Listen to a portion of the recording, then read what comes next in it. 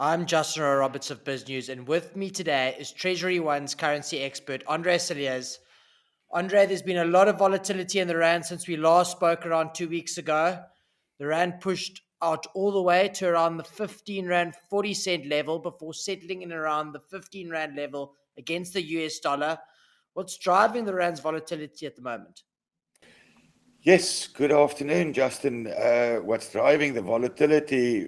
What we had seen last week was the upward move was firstly due to not such a good amount of figures that came out of China. But the primary thing last week was really the Federal Reserve meeting that was taking place and the emphasis on quantitative easing and the change to the policy on that, hence the tapering of that, and then the possible impact of that on interest rate increases.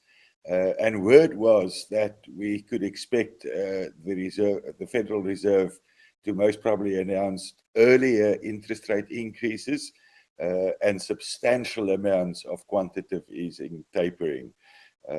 Those amounts eventually came in a little bit less than what the market anticipated, and Mr. Powell also reiterated that they will not change at this stage in terms of what they expect on interest rate changes.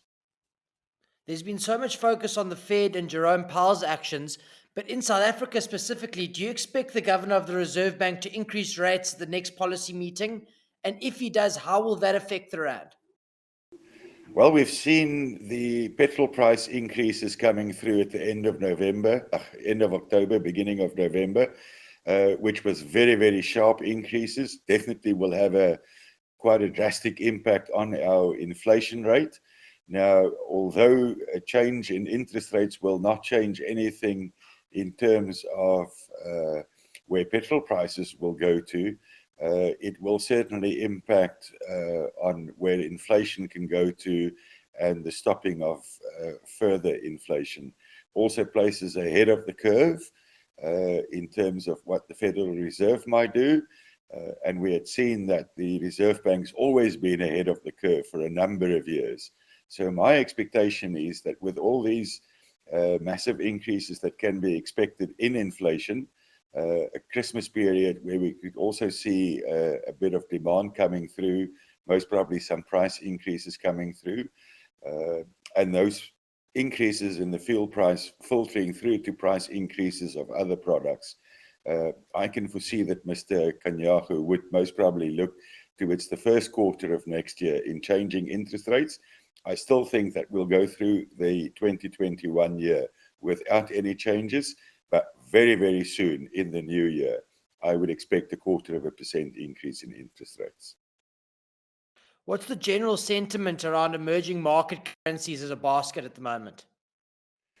Well, we are seeing commodity pricing pick up again, and with Mr. Powell signaling that they will not change their stance on monetary policy changes in terms of interest rates, there is a bit of a risk-on situation in the emerging markets again, and we are seeing the emerging markets seeing some benefit and a correction of what we had seen as the adverse movements last week.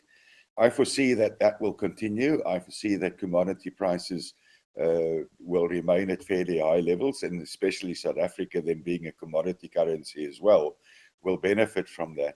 And if we see a change in our interest rates, then definitely that will also benefit South Africa. And I think we could most probably see changes in interest rate policies from other emerging markets as well, which will then benefit them.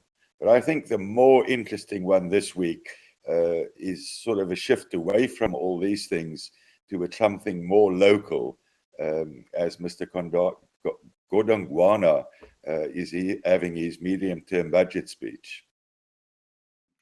What do the charts or the technical analysis patterns tell us about the short-term price action in the Rand dollar price? Well, short-term actions, with the Rand having broken below the 15 level again, if it closes here, especially today, below the 15, then I think the technical charts tells us that we could most probably target the 1480, 1485 levels again.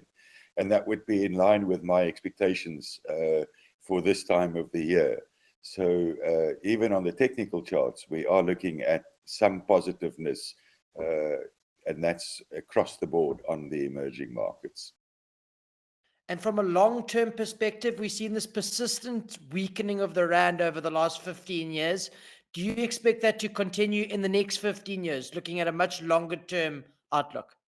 That's an interesting question. And if you look at the inflation rate differentials between ourselves and our big trading counterparts throughout the world, over the last 15 years, we've been consistently very much higher than our trading counterparts, which at this point in time is not the case anymore. Our inflation is actually slightly lower than some of that of our counterparts. So I do not foresee where in previous years we had to weaken to compensate for that big differential in inflation rates, that we need to do that in the next couple of years going forward. So no, my answer there would be no, that we will not see that. We will most probably see that the rand returns to somewhat less of a weakening over the next couple of years.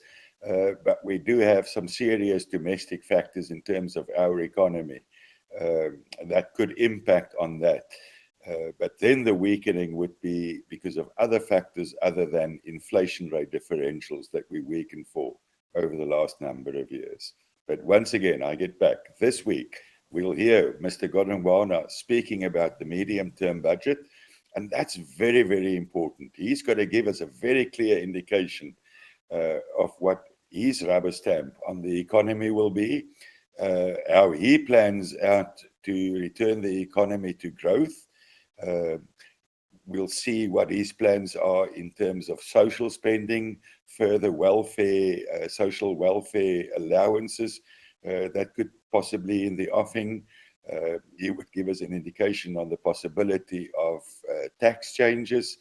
So yes, he's going to give us some good news in terms of what our shortfall as a percentage of GDP is. He will give us some good news in terms of what our borrowings of his percentage of GDP is. Those are going to be positive numbers, but that will not be because we borrowed less. That will not be because we spend it less. That simply because of a change in the GDP figures when it was announced that GDP is a little bit bigger than what was initially anticipated. It's 11% higher. That changes those ratios significantly. But this week, a very, very important week to see what the 3-year and the 5-year term forecast is for South Africa by our Minister of Finance. Andre, a lot of focus is put on the rand dollar price. What are the drivers of the rand versus, say, the top two major European currencies, that being the euro and the pound?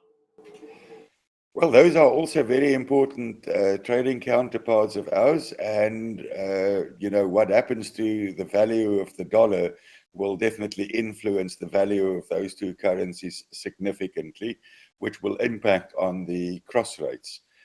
So there, I think everybody is forecasting that the dollar will not fall out of bed. There will not be a massive decline in the dollar value, that it could most probably strengthen a little bit, which would weaken those two currencies. But I think Britain would be slightly isolated from that in the sense that, the whole Brexit saga is behind us, and they can continue with their economy under the new rules and regulations going forward. And that could benefit the pound a little bit, which could see that the weakening of the rand against the pound is a little bit more significant than what it is against the dollar. And we could see that trading closer to the 21 and 22 levels, well, above the 21, closer to the 22 levels during the course of next year, especially towards the end of the year. But on the euro, I do not foresee that the euro will strengthen or that will continue its weakening path against the dollar. And hence that cross rate will be a little bit better for the South Africans. Our weakening would be a little bit less against the euro.